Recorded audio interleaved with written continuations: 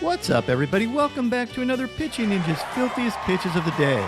Remember, before we get to those pitches, hit that subscribe button. I have a ton of stuff planned for everybody in the off season, and you're not going to want to miss it. I'm nailing down some big name pitcher interviews, and I'll also be doing my Name That Pitcher game all off season. So hit subscribe, and without further ado, here are my filthiest pitches of the day. I'm going to start with Jordan Montgomery, who had 3 strikeouts and 5 1/3 innings, giving up 2 runs on 5 hits. I thought his curveball looked really good. He picked up 9 whiffs yesterday, 8 of them were on his curveball. And it's kind of a tricky curveball. He has the second highest vertical release point on a curveball in baseball, and that curveball kind of comes in flat and tends to look a lot like his fastball, making it really tough for hitters to pick up. It's not that pretty rainbow 12-6 curveball that someone like Kershaw has, and it may not be as pretty, but it gets the job done. Here's an overlay of Montgomery's fastball and curveball, and you can see how he tunnels it with the fastball off the plate, and then that curveball gets back into the zone and picks up the whiff. He faced Justin Verlander, who had 3 Ks in 5 2/3 innings, giving up 4 runs. Verlander picked up Ks on his heater, this paint-ish curveball, and this elevated slider. He did give up this huge home run to Garcia. And you can see here how Verlander missed his spot, and that fastball leaked right into Garcia's nitro zone. He then, of course, got pumped up, slammed down his bat, and later in the game got plunked by Brian Abreu, leading to the benches to clear. Did Abreu hit Garcia on purpose? I ran a poll on X, and most people thought he did. But I mean, that point in the game, with the Rangers already up 2 runs and a runner on first, that baseball situation doesn't exactly scream out, I want to put another runner on. I just tried to, my plan was from him, just try to get the ball open in, that's my plan on him, open in and slide it down the way and all that, and I just missed the pitch and all that, and he just overreacted. I was like, what's going on in here? And I just missed it. What do y'all think? Leave me your thoughts in the comments. After the game, Justin Verlander was interviewed by Ben Verlander, his brother, and a good friend of this channel. And I thought this was a great interview, both talking about the brawl and the home run to Garcia. These umpires have a hard job, and I understand that they're trying to take away the hit by pitch from the game, but got to have a little more awareness, I think, in that situation. There's no chance that we're trying to hit somebody. Look, I mean, that was probably the biggest home run of Garcia's career. I have no problem with him pimping it like that, and I don't think anybody in our dugout had a problem with it. So there's no way we're going to put another runner on when we're down by 2 in that situation. So I think everybody was more upset. Obviously, it worked out all right, though. How did you feel tonight? How'd you throw out there? I felt great, honestly. You hate to be too hypercritical of one pitch, but man, what a horrible situation to throw a pitch that just really kind of took off on me. And, I'm trying to go up and away there, and it kind of almost sinks back to the middle where he does a lot of damage. And, he took advantage of it. I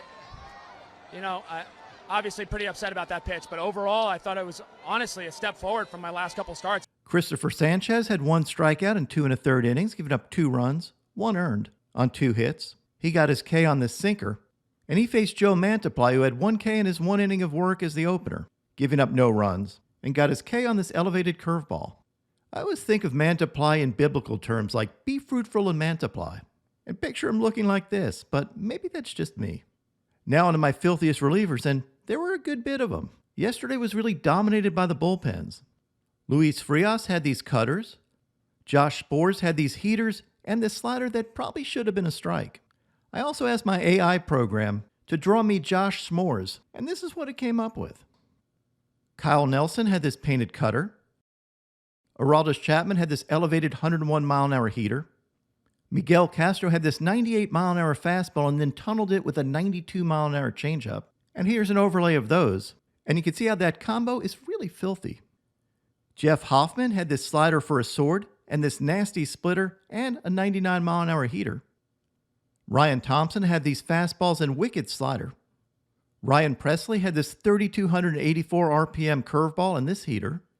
Sir Anthony Dominguez had this absolutely gorgeously painted 99-mile-an-hour fastball. That might have been the prettiest pitch from yesterday. And my filthiest reliever of the day yesterday was Paul Sewald. Sewald picked up 3 Ks in the 9th inning, getting the save. Those Ks coming on this sweeper and these fastballs. And then got absolutely fired up after this huge save.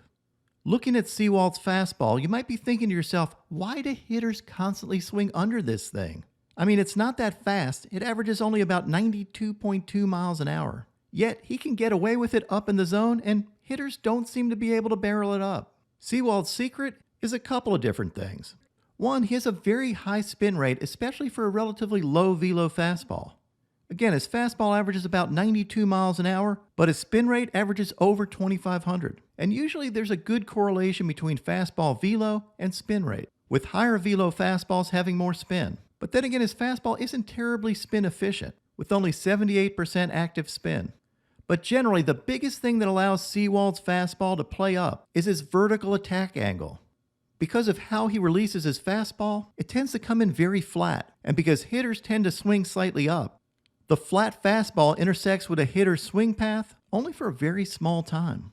It's not that dissimilar from another dominant closer who throws a little harder than Sewald but doesn't have dominant fastball velo, Alexis Diaz. I decided to pair them up so you can see what I mean. Here's Alexis Diaz and Paul Sewald side by side, and you can see their arm angles are somewhat similar. They both have low release points and are somewhat alike in the way they release their fastballs. This flat vertical approach angle allows them both to live up in the zone with their heaters.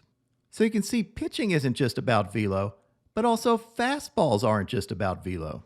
It's just more about being an outlier and then recognizing it and knowing how to use it. And in Sewald's case, most people probably told him growing up, you don't throw all that hard, so you got to keep your fastball down. But knowing what we know about his fastball characteristics, it actually plays better up in the zone. And now, my pitching ninja moment of zen. This looks like me trying to figure out where I put my wallet. Lock, it was in his equipment. Yep. He advanced the runner by 1. What's up, everybody? My picks of the day today are a 3-leg parlay. I'm going to start out with Zach Gallen for 5 Ks or more, then take Zach Wheeler for 7 Ks or more, and take Bryce Harper to get at least 1 RBI. And then I'm going to add in my FanDuel Profit Boost for a 30% profit boost of any same-game parlay or same-game parlay plus 3 legs or more. What would your picks of the day be?